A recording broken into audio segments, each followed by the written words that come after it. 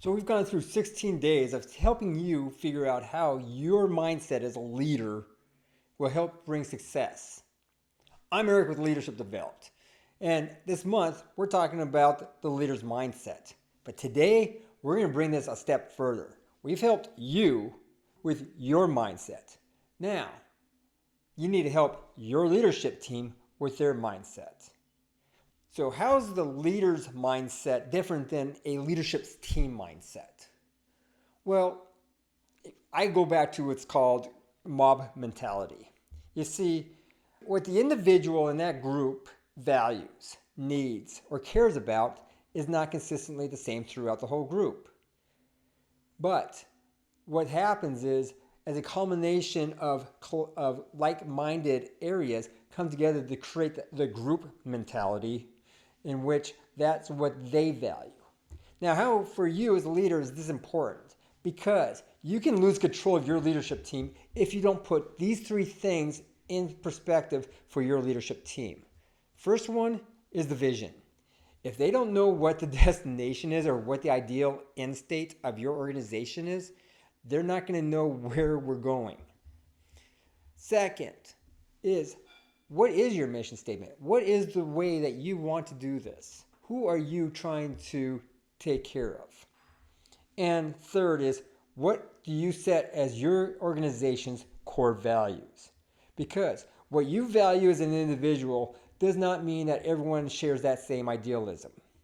So it's important for your organization or your leadership team to be able to agree on what is our core values. They should align with each other's individual core values. Now you're able to create your leadership team. It's important for you to help them understand that they are accountable to you as you are accountable to them. Their importance to you is the collaboration piece. They also your checks and balances of what you think you know and what they see from their point of view. Most times what you see on top or from above is not the same that they see within the trenches. And that's where you need them. And we're going to talk tomorrow about top-down planning, bottom-up refinement to help you as that leader to create a mission that hits the values of the people within their talents. As you have laid out the roles for what you are and what they are in this leadership team, now you have to have that regular FaceTime. And trust me, this used to be for me an argument that frustrated me that I failed at. I used to believe that if I don't have any FaceTime with my bosses, that means I'm doing everything right and that I don't need to answer to anybody. Boy, was I wrong. However, found out that that was not entirely true.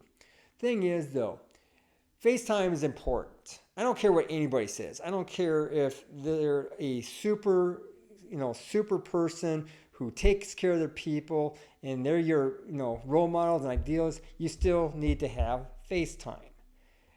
It's not that they forgot about you. It's that you have to give them reassurance of where we are at in the process. For me, in which I failed, there was no understanding of what we were doing. What was it that my organization or my unit was accomplishing? What great things did they do? Without me talking and having that FaceTime with them, I was assuming that they would know from somebody else.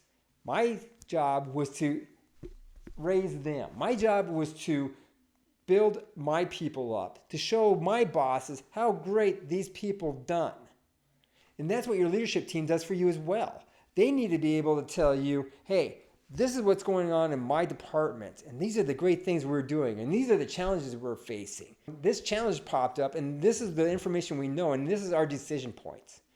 By having that collaborative talk, and they're not looking for, help them understand.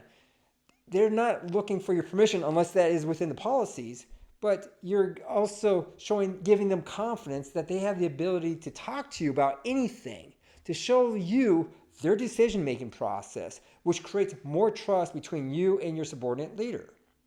By having these processes, you have created a more trusting bond between you and your leadership team. You're able to give them mentorship and guidance. You're able to give them confidence and reinforcement of their abilities. Have that FaceTime. Create that FaceTime. Schedule it. Do something, but don't do what I did. And that is think that I don't have to talk to anybody because everything's going successfully well. Your role for your leadership team is 1, guide them. 2, share the vision with them. And 3, to build them to be greater leaders than yourself. You are their mentor, you are their guide. Let them be the heroes. Show them how to be the heroes. Give them the chance to show you how good they are. I'm Eric Landblom. Join us tomorrow as we continue this journey with a leader's mindset, in which we're going to talk about top-down planning, bottom-up refinement, and what that means for your organization. If you missed yesterday's video, check it out right here. And if you want to know what we're passionate about, check out this video. We will talk to you again tomorrow.